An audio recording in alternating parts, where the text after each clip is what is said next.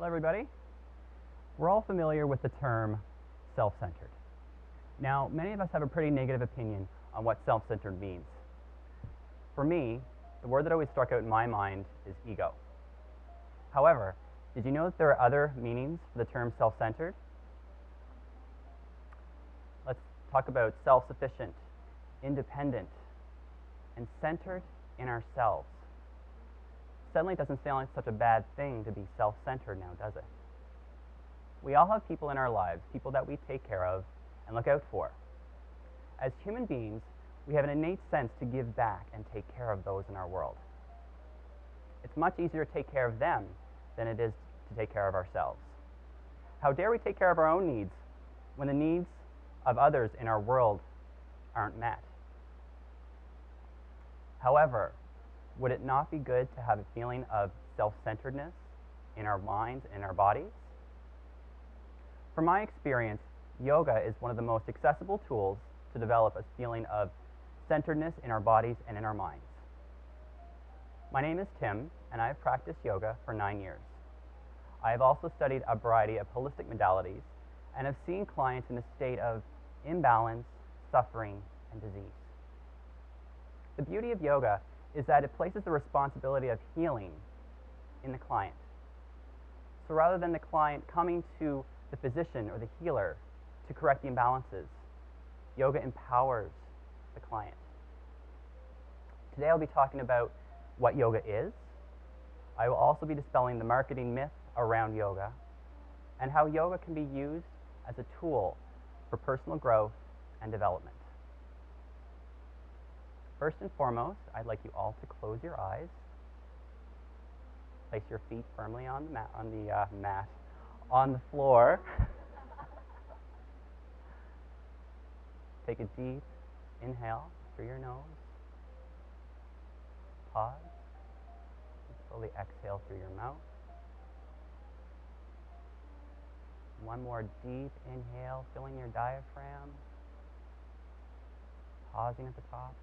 And slowly exhale. Now visualize a ball of warm energy at the pit of your stomach. Send this energy down your legs, down your feet, into the earth.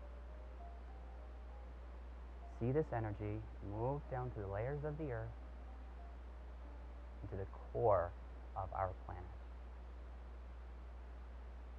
Bring this energy up to the layers of the earth, into your feet, warming your legs, branching up through your torso,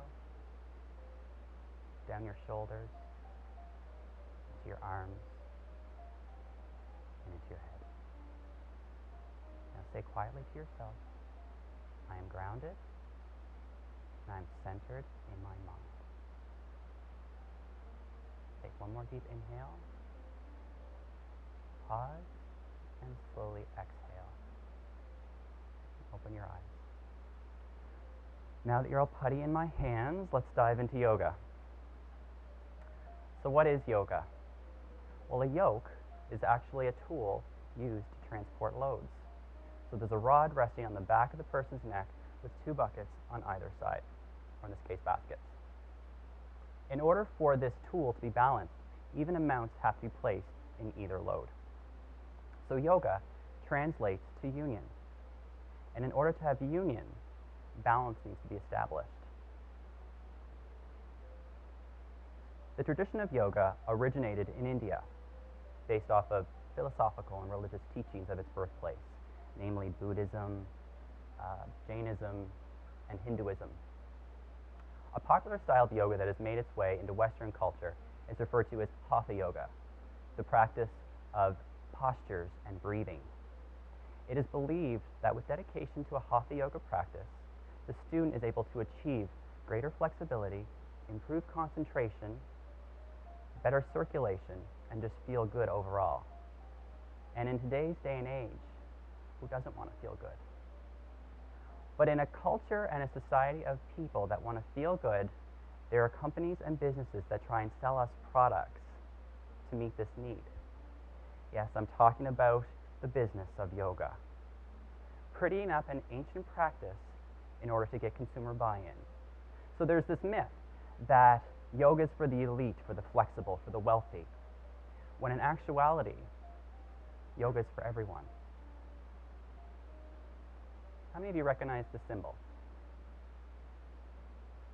The surge of companies selling the latest yoga gear, yoga nutrition, yoga accessories to better your practice.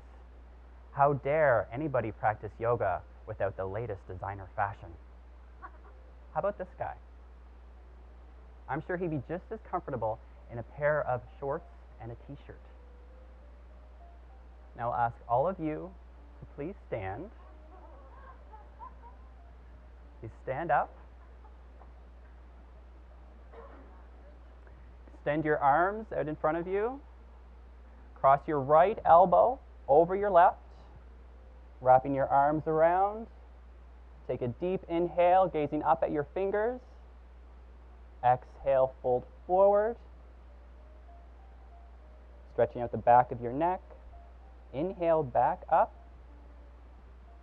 Exhale, release your arms. We're going to do the opposite side. We're going to cross the left over the right. Inhale the arms up. Exhale, folding forward. Inhale back up to center.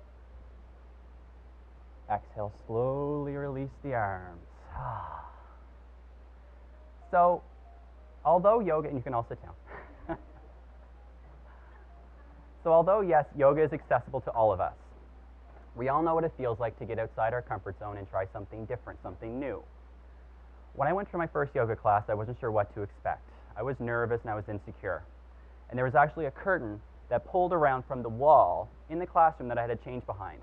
Now, for somebody who likes his privacy, this is definitely me getting outside my comfort zone. I made small talk with people in the class, but for the most part, I kept to myself.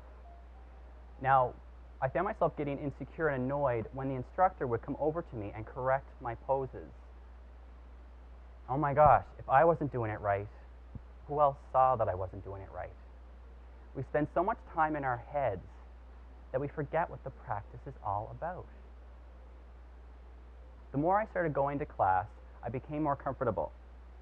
But every time I thought that I got it, I'd fall over. Any new experience that we go through is messy. So we can dive into the experience, get messy, fall down, but in the end, we find grace, we find stability, and we know in our hearts that it was us, not anyone else, but us, that got through the experience and grew from it. We live in a society that worships a hard body, deadlines, getting things done right now. We're never completely satisfied with where we are in life. We're always thinking, I'll be better when this happens, or I'll be better when I get this. But with the practice of yoga, you begin to appreciate where you are right now in life as opposed to where you will be.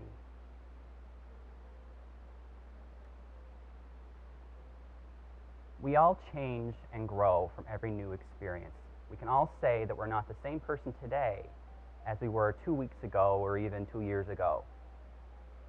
Every new experience that we go through, we're faced with some form of discomfort. Maybe you were up late last night studying for a test, or maybe you're going through a really rough breakup. As cliche as it sounds, what does not kill us makes us stronger.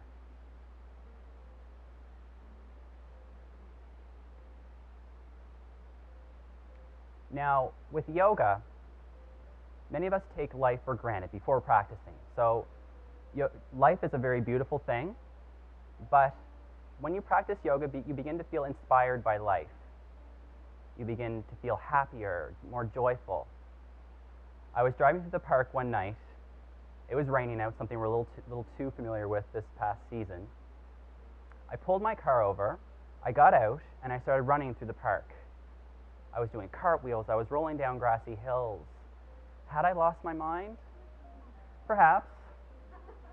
But what I do know is that what I was experiencing at that moment in time was spontaneous joy. These feelings of joy, of happiness, of love, grow from within us. And as they grow, as they become stronger, they become more of a positive influence on those in the world around us. If we're to end the state of suffering, of hate, of disease on our earth, perhaps we need to start by correcting these imbalances that exist in ourselves. As Mahatma Gandhi put it, be the change you want to see in the world. Now, yoga might be something entirely new to some of you, but it is 100% accessible to each and every person in this room.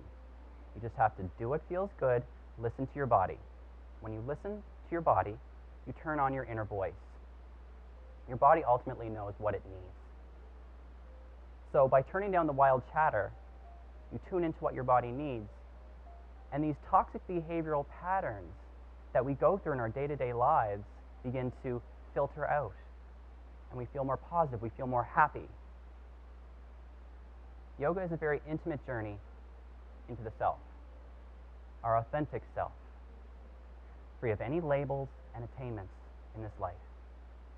I encourage you all to take this journey to a more self-centered way of being. Because when we're centered in our bodies and in our minds, we're centered in our lives.